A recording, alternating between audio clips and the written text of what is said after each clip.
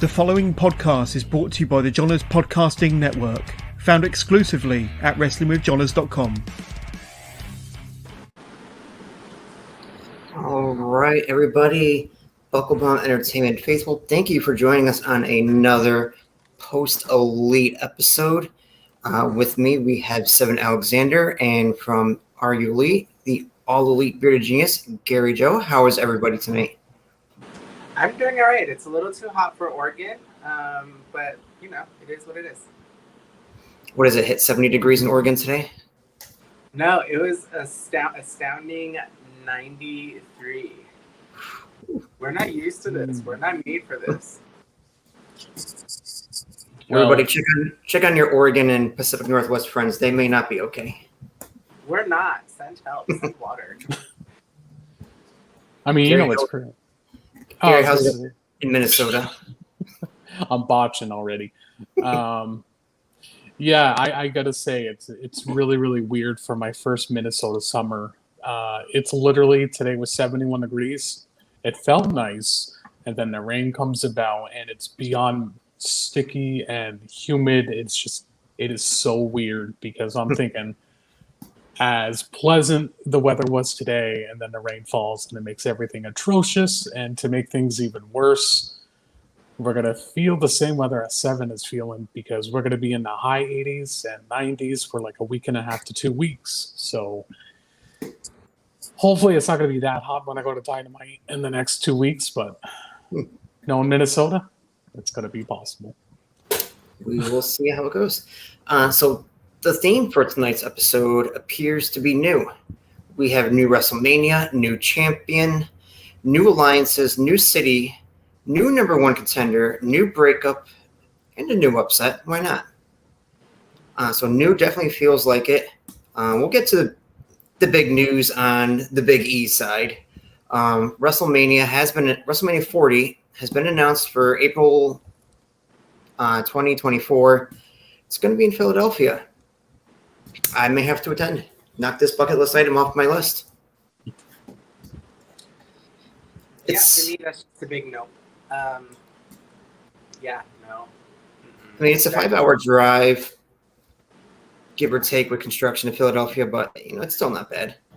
Make a little mini vacation out of it.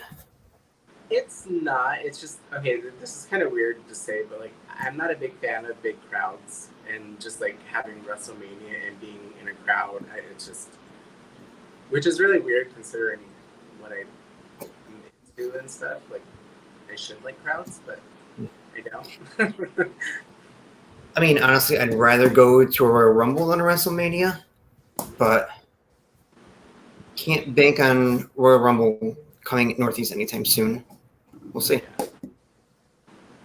I mean, I will say I like the different location for once. It's not your typical Miami, Florida. It's not your Texas, California, your Texas. Yeah, you know, like literally when I think of WrestleMania, I'm thinking, okay, they're attracting the Super Bowl cities where it's warm all the time. I like the fact they're doing it differently with Philadelphia. So, me and Sarah's Eagles fans, so that I was going to say, being a big Eagles fan yourself, you know, seeing the team actively recruiting, you know, to be at Lincoln Financial Field was a big shock. Agreed. I do like the change of pace. Yes. And actually, the last time WrestleMania they've been in Philadelphia before, but the last time was WrestleMania 15, so 35 years ago. Oh, yeah. Wasn't that the... But let's move on. Go ahead, Sarah. Sorry. I'm not sure what exactly it was, but we'll look that up for next week. Let's move on to AEW. We'll talk about new cities. You know, they announced they're finally going to hit Canada. Doing a Dynamite and Rampage in Toronto. Big news. It's their first Canada show. Yeah, to me, that is a very, very exciting news for sure, because I've been saying this for a while now. I mean, I made a elite question of the day or something like that today, and I was hoping, I mean, I've been saying this for a while now. They need to go outside of the US, finally attract, outside of the United States bubble. For them to expand, to be big, they needed to do this. I mean, Tony has been saying this for a while now that he's definitely going to get it. He said last year, well, guess what? Nope, not this time. And I'm very happy for it. And I can't wait to give my opinion onto this Canada show as we do the recap for Dynamite. I'm sorry, you're a cannabis show? Is that what I said? No, I'm going to give my opinion when we go on our little post show for Dynamite. I'm going to give my opinion for what I think is going to happen. Cannibal show. I was like, what cannibal show? What do I not know? This sounds like it should be at my alley. Probably didn't know me. But yeah, expanding globally is a big thing. We see Pac over in Europe right now defending the All-Atlantic Championship. We saw Thunder Rosa in Japan on the Joshi, there we go, pay-per-view in a number contenders match against, I can't think of her name, Miyu Yamashita, and I'm sure I'm not saying that right, but Miyu defeating Thunder Rosa and getting a title shot tonight. And what a match those two put on to begin with. Fantastic. Yeah. I mean, I've known Mishida, or oh my god, now I can't say it. I had it before the show. You guys know who I'm talking about. She is amazing. I've seen her go up against several.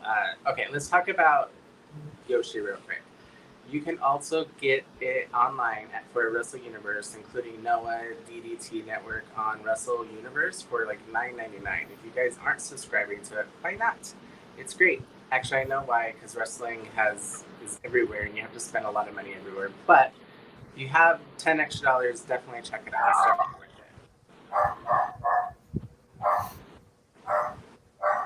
I don't know who's talking.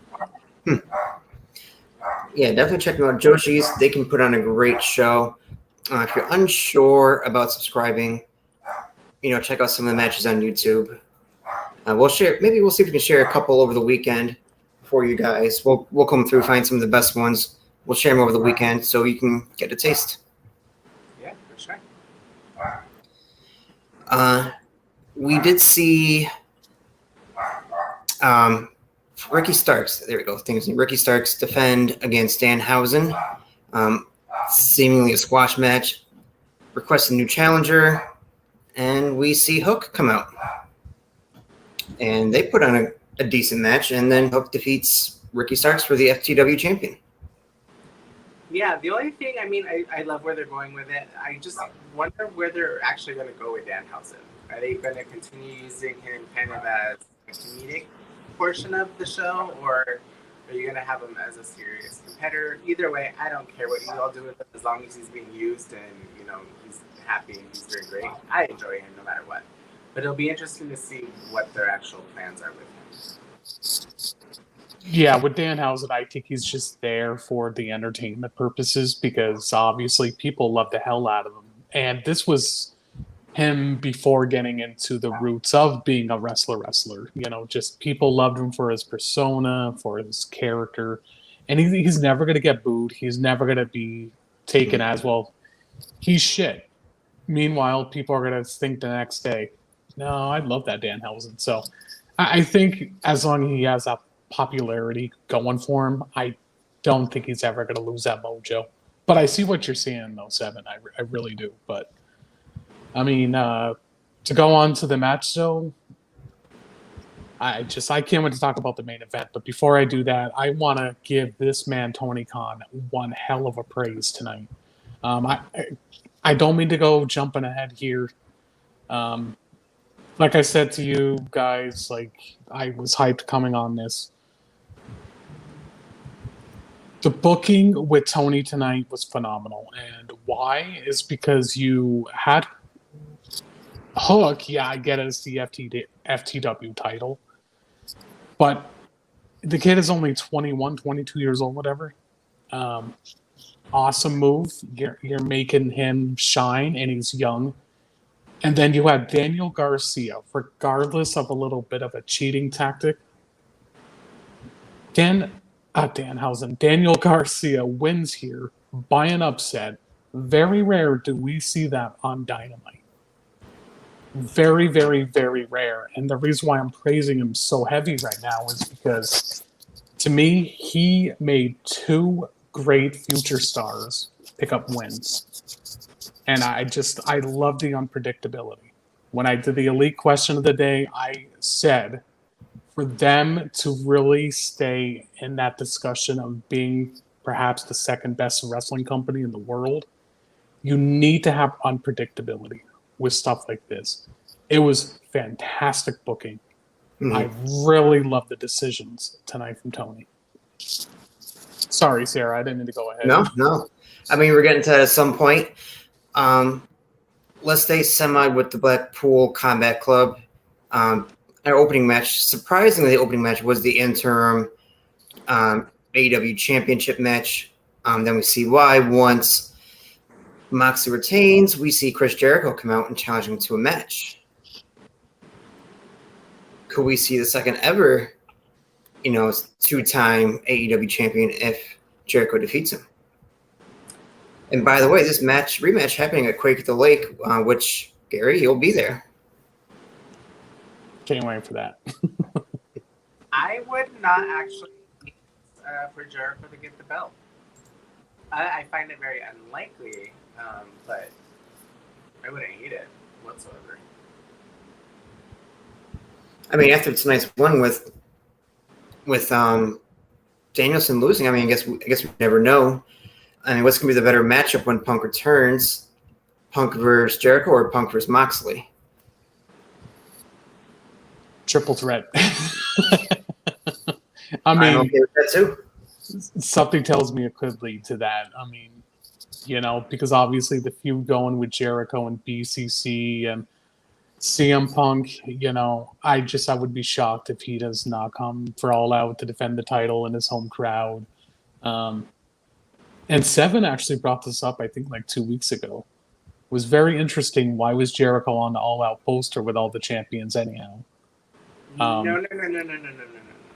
That wasn't you?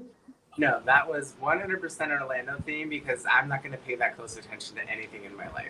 I really thought that was you, actually. I don't want to put that out in the universe to where people start depending and having to remember shit. No, I'm dumb as fuck. Like, don't count on me for anything, okay? I honestly thought it was you, but okay. But good catch, Orlando. There you go. Speaking of Chicago and All Out, making their debut, the inaugural trios titles will be awarded at All Out. Gary, I know your thoughts. House of Black could be the inaugural champions. I know Buddy Murphy is out injured, but he has worked a little bit through his injury. Mm-hmm. Seven, who do you think could be the inaugural trios champions? I would need to see who's on who everybody is. I would have to see who's in the tournament. Who I'd like to see would probably be the House of Black. But I feel like that may be too obvious. I don't know, but let's be honest. The trios that they have been amazing. So I don't care who gets it. They are going to have great matches no matter what. We'll probably get Young Bucks. I imagine either with Kenny if he's returning or Hangman. I believe Hangman may be the more likely. We'll probably get Death Triangle as another trios.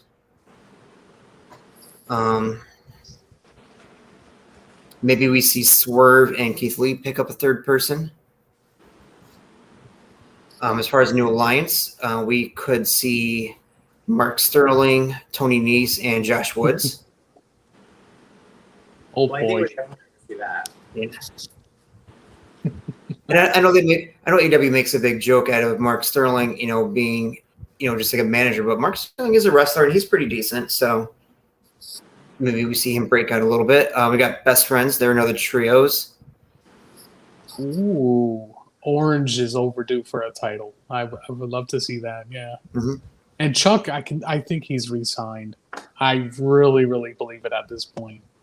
So I believe so too, because they're getting heavily featured and they got new merch. So.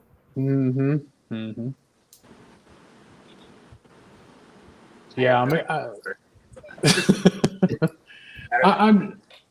I'm sure once the tournament comes out, everybody will, get an idea. I mean, like I said, I'm hoping House of Black. I think, Malachi's due for a title now. And I've seen a lot of people, yes, I admit I get very comment savvy. I've seen a lot of people crap all over this already. I'm thinking, why? This is showcasing more people that you want to see on television. And I think it's smart. We've been wanting these titles for a year and a half, almost 2 years, and now we finally get them. But okay, let's pause for a minute. I mean, I agree with what both of you are saying. But at the same time, if you're going off of what other people are commenting on, like, let's be honest, fandom is toxic, right? It is. It just is. Like, I'm not going to pay attention. If somebody has a different opinion, cool. Have it, own it, do what you got to do, make it your truth. But I don't really, my point is I don't give a shit what you say online or let anybody. As long as I'm enjoying the product and whoever else is enjoying the product, it's for them. I'm not going to let anybody's comments ruin. Nope, I'm not going to have anybody yuck my yum. You know what I mean? Yeah. Yeah, I see what you mean now. So AKA, I don't really care what other people say. As long as we like it or you like it or whatever. Mm-hmm.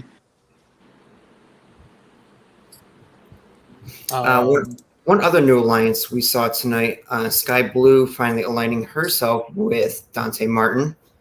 Another real life couple starting to play out on TV. Do you guys like this pairing? I'm one of the biggest advocates for people using or getting TV time. If all you have is a spot where you're going to play a significant other to start some like mixed tag team, whatever that kind of, I'm all for it. If you are using talent, use talent. If, for example, if me and I'm a wrestler and you don't really have a spot for me or a storyline, but you can put me as a manager for somebody and still get involved, sign me up. Like, I will 100% do it with a smile and thank you guys for in the back for doing it. With that being said, yeah, I love it. Like, as long as they're happy with it and it's a role that they are able to appreciate and be able to commit to, absolutely, I love the idea. Fantastic. Yeah, I do like that reasoning for sure. I mean, this is what I'm saying. Like, something like there was a light switch in Tony's head because seriously, he showed some different things tonight that I really loved. And one of them was that.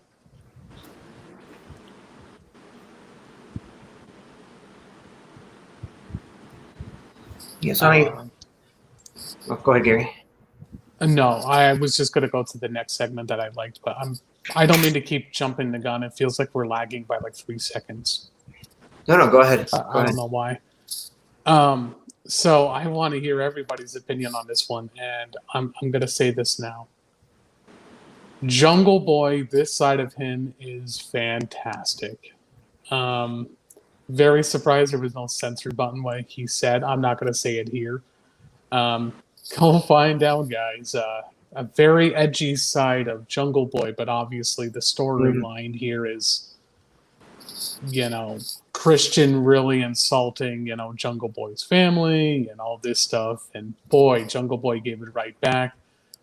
This is the beautiful thing about having freedom with your storylines. So what were your guys' thoughts on this segment? I thought it was well done. For me, I'll be honest, it was promo time, which usually means TikTok time. So I have I didn't pay attention to it, sorry. It's okay. No worries.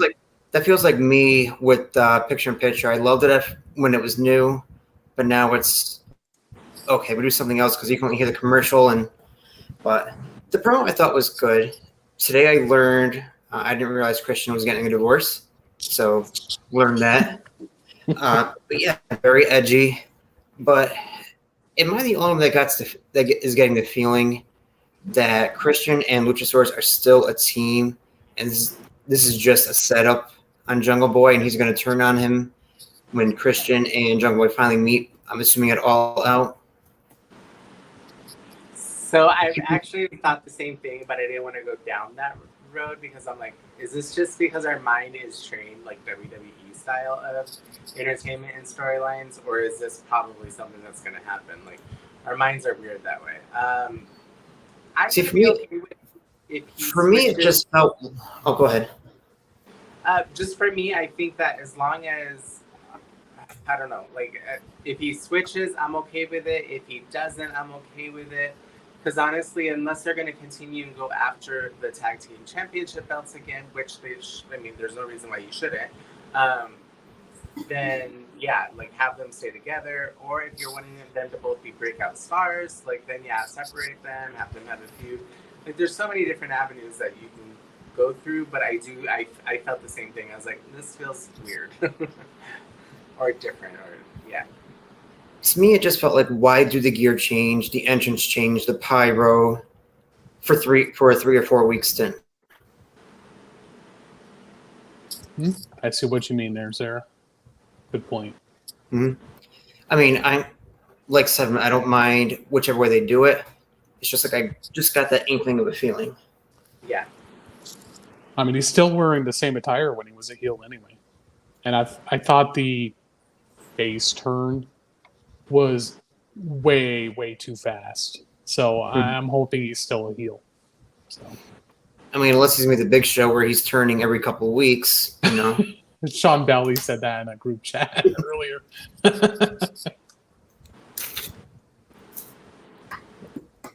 Overall, how did you guys rate Dynamite tonight? You know, say scale of 1 to 5. I hate rating. Okay, well, let's put it this way: good, bad, average, solid. I like that because it gives it more of like you can give it more of a reason as to why you're swinging one way or the other. I'm actually going to throw this off to Gary first. You know, again, I love the whole thing with the upset with Daniel Garcia. I loved Hook getting his moment. Again, the future talents of them being booked like this was fantastic. Loved it. The women's match, better than last week's. It was really, really well done. They really worked well together. And I hope we get more of Miyu in AEW. Hope it wasn't just a one-off. I hope so. Yeah, and like I said, the introduction of the trios title, that's great.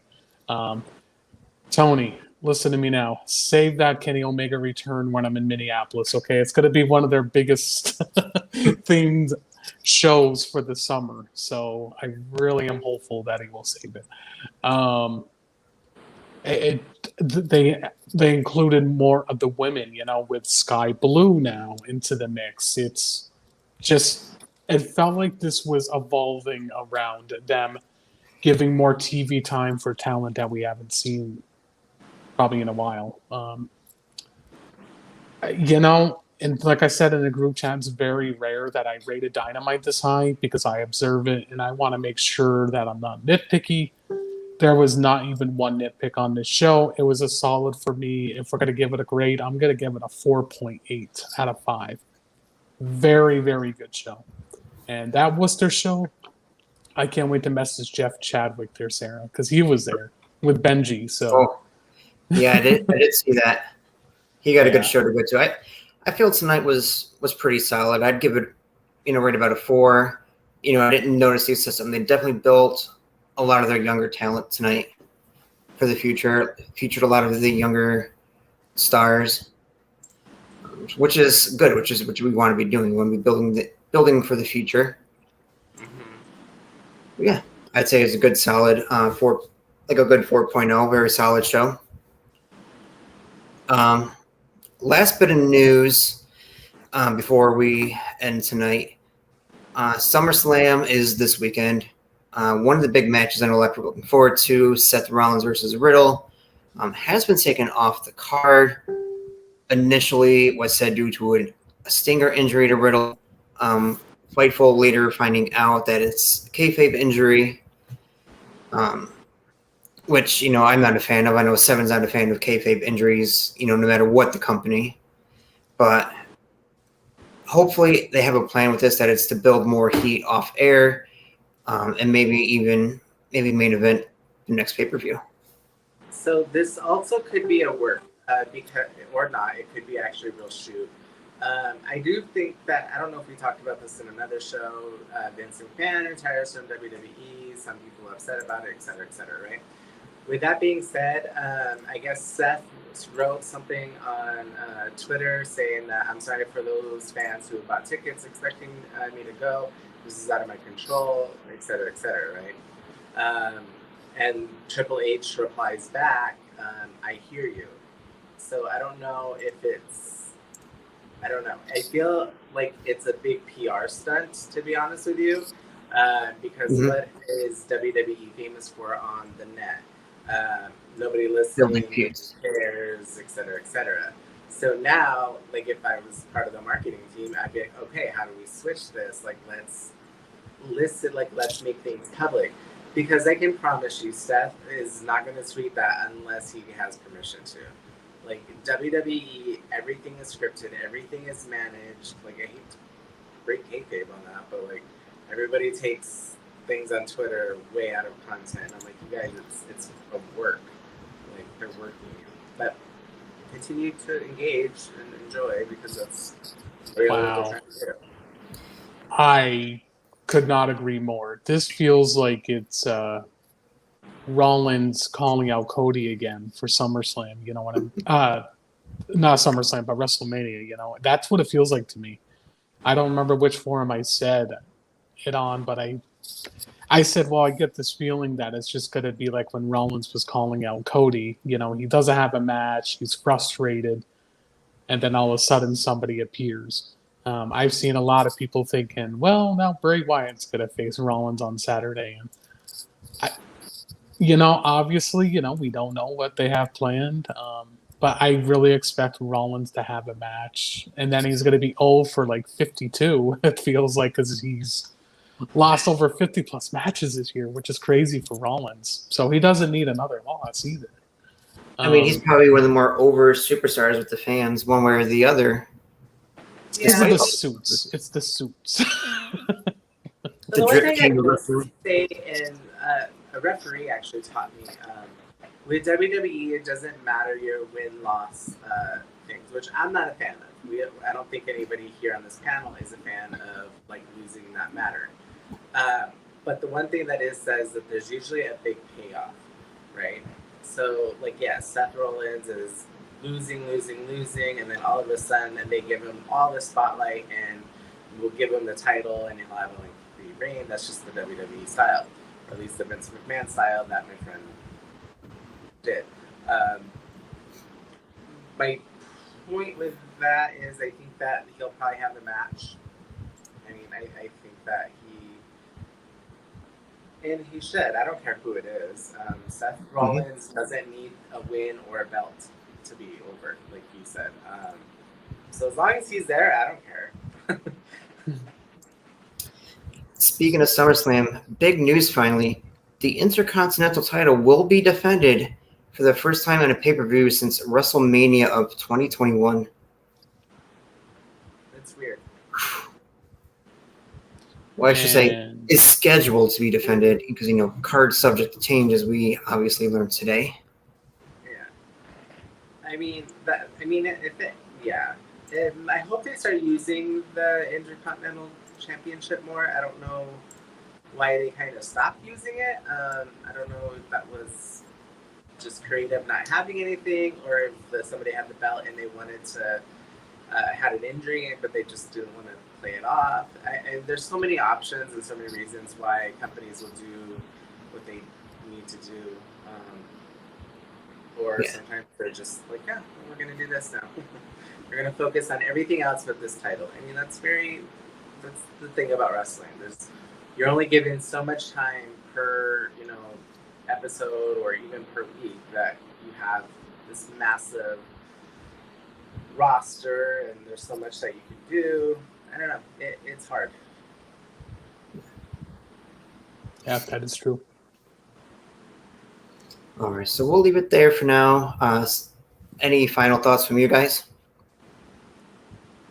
I am looking forward to Rampage. I think I'm almost a bigger fan of Rampage than I am Dynamite because there's less promos and they usually have 3 matches, and those 3 matches are usually absolutely main events for all of them. Usually. There's not always, but. And once every couple weeks, you get a 4th match even on Rampage. Yeah, so I mean, that's like kind of my favorite. It's, not to outdone by Dynamite. Like, I mean, there's always at least 2 or 3 good matches or great matches, as we've seen tonight. Yes. Whoever's doing the women's booking, I don't know if it's still Penny or who, continue doing it because tonight you guys did really well.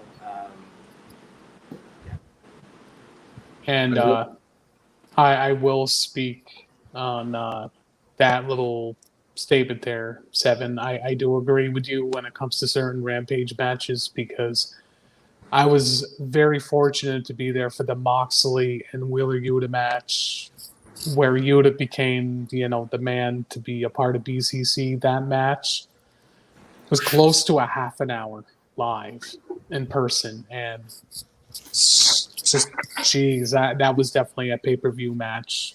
That was pre-recorded, which was crazy. Well recorded. And that reminds me really quick, Sarah.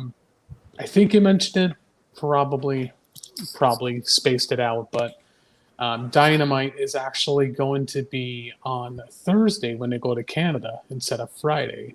So that's interesting. Rampage. I didn't know. My guess is something probably airs up there, or they got something already planned on Wednesday night. Could be. It's October, so it might be. Is it Dynamite or is it Rampage? No, Dynamite's on Wednesday, and Rampage is going to be on that next day on Thursday. Okay. Which is interesting, but like Sarah said, maybe they have something already locked in. I don't know, but my guess, that being that time of the year, it might be opening night for hockey or NBA. oh yeah, forgotten October. That makes sense. I believe it's going to be NHL starting around that time of the year. Yeah, I think you're right. All right, well, that will do it for us here tonight. On behalf of Seven and Gary and myself, have a great night, everyone.